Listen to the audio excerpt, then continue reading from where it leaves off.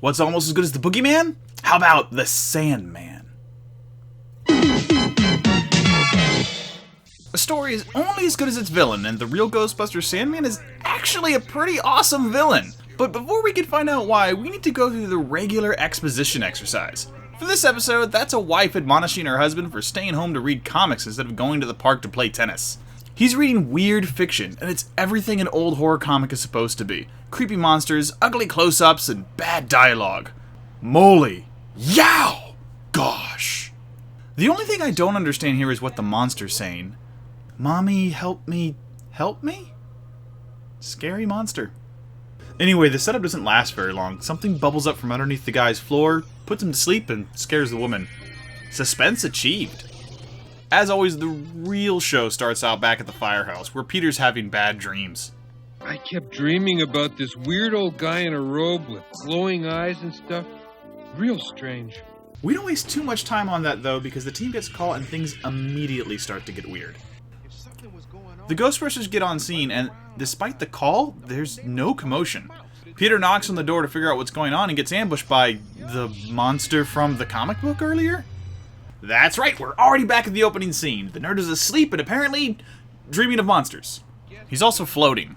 And those monsters are now real. As always, Egon figures it out immediately. Yep, this settles it. It's a Sandman, all right. Yep, it's a Sandman. A creature that apparently puts people to sleep, makes them float, and makes their dreams a reality. But what's great about this sequence is it doesn't tell you this, it shows you this. We see a sleeping mailman, and we see the kind of dream a mail carrier might have. You can't go to Hawaii. You'll go to where you're addressed, like it or not. Why? Come on, give me a chance. You guys never deliver every letter you get anyway. Just a bunch of incredibly surreal images that look like dreams. It's a great bit of visual storytelling. It doesn't need any explanation at all. But Egon gives one anyway. This is definitely the work of a Sandman, but one using incredibly powerful sleep dust. So powerful it makes whatever you dream come to life. That's just swell, Egon. Still, I love this whole sequence. This is some of the most surreal stuff the show's given us yet. I wish my dreams were this interesting. The team stumbles upon the villain right away, and I've gotta say, he's kind of an awesome villain. Most cartoon baddies are in it for selfish reasons, you know, like power or world domination. But this guy, he's part of some sort of supernatural group of Sandman that help fulfill the world's need for sleep. Except he's not satisfied with that anymore. He needs to fulfill the world's need for peace. When I'm finished, the world will sleep for 500 years. No wars, no fighting. Peace and only dreams will walk the world. Isn't it glorious? Isn't it fine? He's gone renegade. Nobody's looking after peace, he says, and he's gonna fix that. If the Earth sleeps for 500 years, there will be no war, only peaceful, deliciously weird dreams. Time to stop fighting all your wars.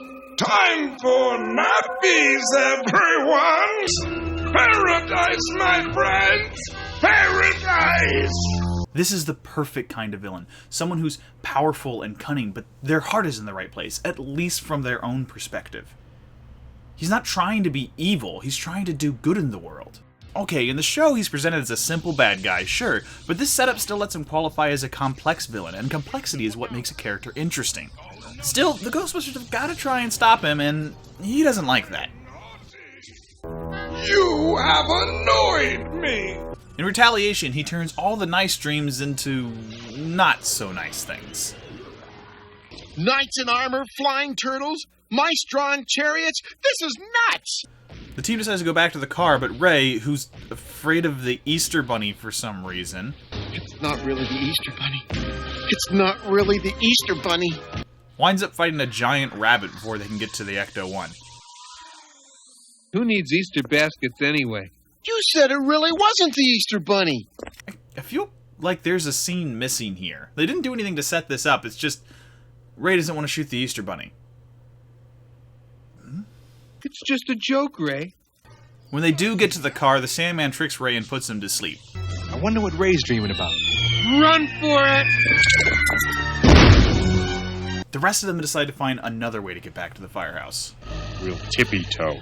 Okay, Egon, that'll work, but it gets kind of weird. They keep going strange places that don't seem to have anything to do with the plot. Like, they stop off in this hospital, and that's where Ray gets put to sleep. But what were they doing there? They're trying to get back to the fire. It doesn't make sense.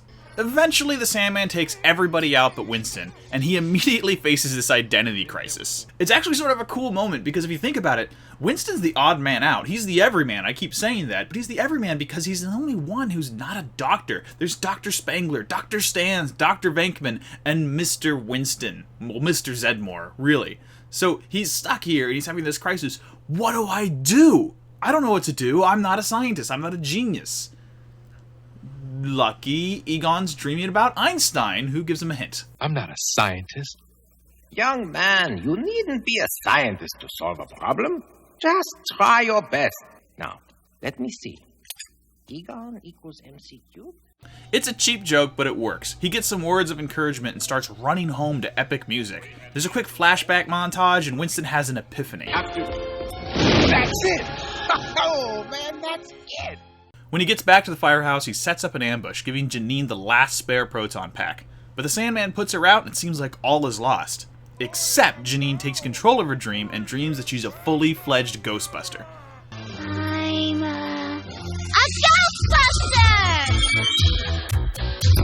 This is something I remember always liking as a kid, when someone else who wasn't the 4 Ghostbusters got to put on a pack. There was a toy with Slimer wearing a proton pack, and I think there was a Janine toy because she does this in a few episodes, and that was really exciting to me because I wanted to be a Ghostbuster, and if Janine, the secretary, who was a girl, you know, come on, I was like 8 or something, could be a Ghostbuster, of course I could be a Ghostbuster. Anybody could be. It was really exciting. So it's kind of awesome to see Janine put the pack on for the first time here. But it's also kind of weird. Why does Dream Janine, using a normal proton pack, succeed where 4 fully fledged, trained Ghostbusters with the same proton packs fail? Never mind, it's a cool scene anyway. We end with Winston asleep on the couch after a rough night of being the only one who didn't sleep.